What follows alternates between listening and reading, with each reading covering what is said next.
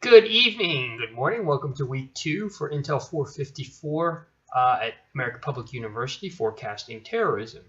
I just want to start off with a quick announcement. One of the readings, the National Defense University CBRN case studies, that the link is actually gone bad, and I actually can't get a new link. The best way to access it is just to Google the title, CBRN Case Study 2002 National Defense University, and it'll pop right up. So that if you need to access that, or you do need to access that, please go ahead and do that. The second announcement, I thought the forums were pretty good. I'll have those graded to you early this week, but I think they're pretty good. We're on the right track. What I do in the forums is I ask questions to the person who posted the forum, but the questions are meant to be kind of to everybody, to be more holistic. So just keep those in mind as we're going through with the rest of this class. So review last week, I think definitions of terrorism. What do you know? We had current events, the Bergdahl release, exchange for 5 Taliban prisoners. I'm sure everyone in this class has at least heard of what happened, but that goes right into our definition of what is a terrorism, what is not. Were those Taliban that were released terrorists? It's 50-50.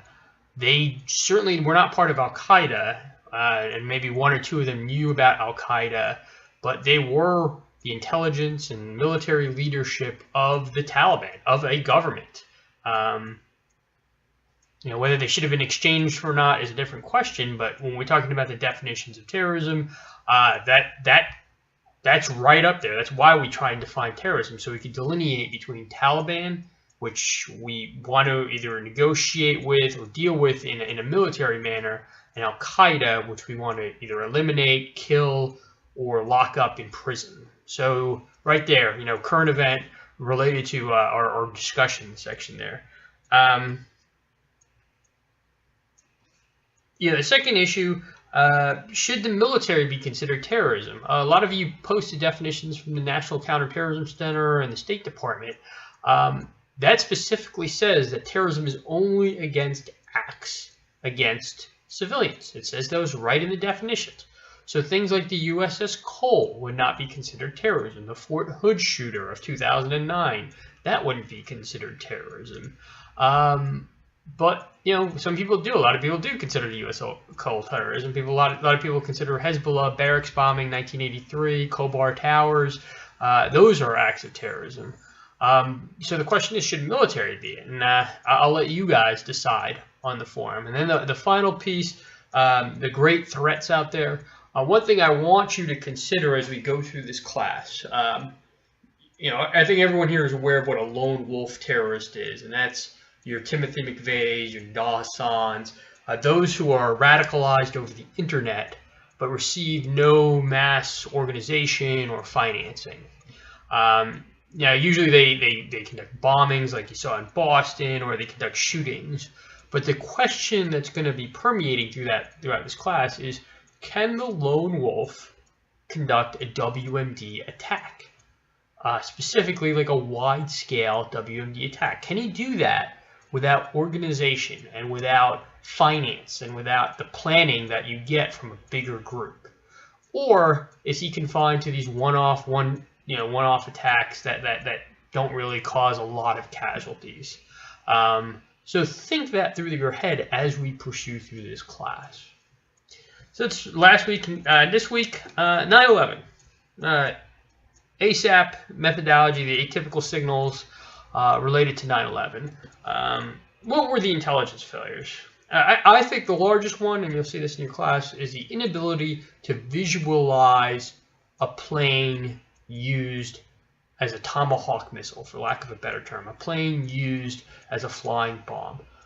We did not visualize that as a contingency, and we should have. I will say that right out loud. That is a damning indictment of the intelligence community prior to 9/11, of the aviation community, but we should have, and there was plenty of warning. We knew that in 1994, French terrorists wanted to hijack, in fact, they did hijack an Air France with the intention of crashing it into the Eiffel Tower. We knew in 1995, Ramzi Youssef wanted to use 10 planes to crash into various sites in the United States. We should have known that was a possibility, and it was very cheap to implement countermeasures that could have prevented that. You know, we could have put cockpit tours on 10% of aircraft. We could have put flight marshals on 20% of aircraft. We could have trained stewardesses and flight attendants and pilots to be aware of that threat. And that would have stopped 9/11. If the pilot knows that to keep the door closed and to be on the lookout for someone trying to take the aircraft, then we could have stopped 9/11. So that's probably the largest intelligence failure, and I think a lot flows from that intelligence failure. The FBI memo, for those of you who aren't aware, there was an FBI memo published about 6 months before 9/11 talking about Arabs flying using aviation or using in flight schools. That should have been given more scrutiny, or at least more follow-up. But again, no one was thinking about that scenario of an airplane used as a missile. Other intelligence failures. Free access in Afghanistan.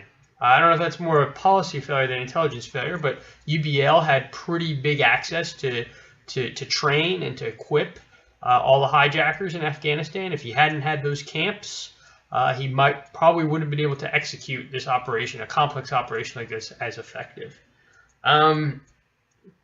Two 9/11 hijackers were watch listed. This is more an interagency failure. We knew that they were, but the CIA did not talk to the FBI, who did not talk to the visa immigration folks, and they were allowed in the country, and they weren't monitored when they came in the country. Again, intelligence failure there. NSA, National Security Agency, had SIGINT on UBL's safe house in Yemen. And again, another interagency failure. They didn't share that information with CIA, FBI, and other intel agencies that could have done something about it. You know, those are kind of the big failures. So what were the atypical signals? Atypical, you'll see this in the readings. You have steady state of just normal terrorist chatter, and then you see a spike in activity. And that spike should be scrutinized further. So the big atypical signal was the flight schools. So you have your normal amount of people in flight schools, even Arabs, what have you, and then there was a spike. And that should have been an atypical signal. Wire transfer, it's talked about in your reading in the 9/11 commissions. There was your normal wire transfers coming out of Yemen, and then there was a spike, an atypical signal that can and should have been acted on. Again, there was multiple attempts to fly planes into buildings. Again, the normal, when you're thinking aviation security, you're thinking hijackings, like you're going to hijack someone, take the plane over, and use a hostage situation, or fly to Cuba. However, in the late 90s, we saw a spike in aviation incidents wanting to use the aircraft as a flying bomb. So that was, again, an atypical signal. So those are just kind of a overview of some of the atypical signals. And I'm going to actually wrap this up. If there's any questions or issues, please let me know. And I look forward to your thoughts on the discussion board.